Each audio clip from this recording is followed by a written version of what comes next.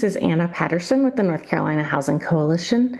Thanks for joining us this morning for our housing call. And without further ado, I will turn it over to our Director of Housing Policy, Stephanie Watkins-Cruz. Good morning, everyone. I hope you all are having a great week so far. If you were able to have a long weekend, I hope that everyone got some rest. We're going to go ahead and kick it off. The 21st Century Road to Housing Act has moved through the House again, so we're going to give you an update on that. There are a few updates from the General Assembly after a very busy and chaotic week last week. And then, of course, this week is Bringing It Home 2026. So we're really excited to welcome folks from across the state to Bringing It Home this week. Let's go ahead and start off with that one. So Bringing It Home, Ending Homelessness in North Carolina is a conference that we co-host annually with the North Carolina Coalition to End Homelessness and the State Department of Health and Human Services, ESG office.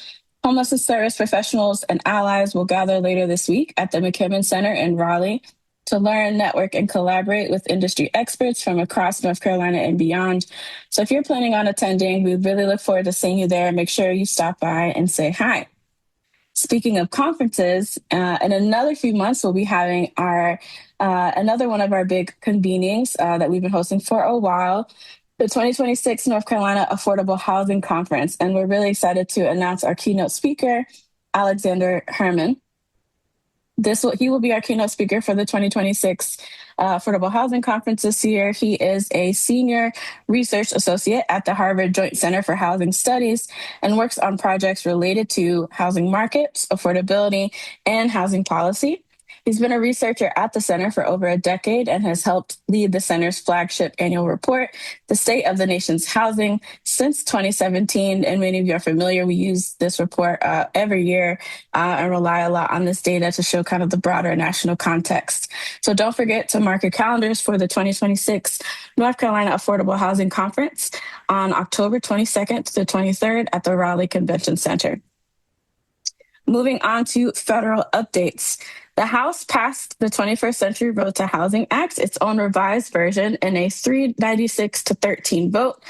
Its revised version of the 21st Century Road to Housing Act pulled back some of the Senate's restrictions on investors buying up single-family homes, and unfortunately excluded the Bipartisan Reforming Disaster Recovery Act and excluding provisions related to the Moving to Work and Rental Assistance Demonstration, RAD program. It isn't clear if it will have a path forward in the Senate, and there have been a number of Democrats and Republican senators that have expressed disapproval and disappointment with the amended bill. The Senate in particular is concerned with the House's community banking deregulation provisions and the removal of several bipartisan Senate-sponsored bills. There is a section-by-section summary of the House's version of the bill that we're going to link in the call notes for y'all to check that out. Also last week, the House of Representatives Committee on Appropriations released their fiscal year 2027 Transportation, Housing, and Urban Development, or THUD, spending bill, which provides annual funding to critical HUD services and programs that communities rely on for affordable, accessible housing, rental assistance, homelessness services, and more. The proposal, unfortunately, includes an 8% cut in funding, over $5.94 billion with a B, less funding than what was provided for housing programs in fiscal year 2026. There is an updated analysis and overview of the bill from our partners at the National Low-Income Housing Coalition that will link in the call notes for you. We urge you to sign on to this letter that we'll be participating in to urge federal appropriators to fund housing instead of cutting funding and further risking the housing stability and lives of so many across the country. The House THUD subcommittee markup has been delayed to next Thursday, June 4th, so will not be happening this week. So you have plenty of time to reach out to representatives. Also last week, Senator Elizabeth Warren, ranking member of the Senate Banking, Housing, and Urban Affairs Committee, and 20 fellow Senate Democrats sent a letter to HUD Secretary Scott Turner opposing HUD's notice of proposed rulemaking that would allow the broad implementation of really stringent work requirements and term limits on rental assistance that would further restrict public housing benefits and rental assistance for families in need under the Trump administration. So for an update on that letter and to see a copy of it, check out our call notes. Moving on to state updates, the North Carolina General Assembly is on break this week. Last week, Governor Stein, in addition to signing Executive Order number 36, improving housing opportunities for all North Carolinians, the governor also announced his first An Opportunity Strategic Economic Development Plan, which is supposed to be a comprehensive statewide roadmap designed to guide North Carolina's next phase of economic growth, strengthening long-term competitiveness and expanding opportunity statewide. In the legislature last week, there are a lot of things that happened. It was a pretty eventful week. Unfortunately, the legislature passed several dangerous bills on constitutional amendments for income and property taxes. Last week, both the House and Senate passed Senate Bill 1080 and House Bill 1089, two bills that would propose amendments to the North Carolina Constitution. Senate Bill 1080's amendment would cap the maximum income tax rate at 3.5% statewide, and House Bill 1089's amendment would require the legislature to enact a statewide property tax levy limit. If these bills become law, voters in this year's midterm elections will decide whether the amendments will become a part of the state's constitution. We'll be releasing a lot of different resources talking about the really negative impacts of these proposed amendments on our state. Not only are they dangerous in terms of what they would mean for the revenue that the state would have in order to invest in services and in communities, but quite frankly, they are being proposed under the guise that they'll provide relief. And math shows and data shows that the relief that they're being touted as being able to provide is in effect incorrect and inaccurate. And so there's a lot of education that needs to happen, a lot of resources that we'll be planning on sharing. We are working with several partners to begin doing so. So please keep an eye out for that. Especially on the property tax levy limit side, and why this would be extremely harmful for our communities. As always, you have a link to our bill tracker in the call notes. We have been following several bills in the short session, still kind of following the same themes as in the long legislative session, and we're keeping an eye on those and what elements of those kind of make it through or to the chamber floor.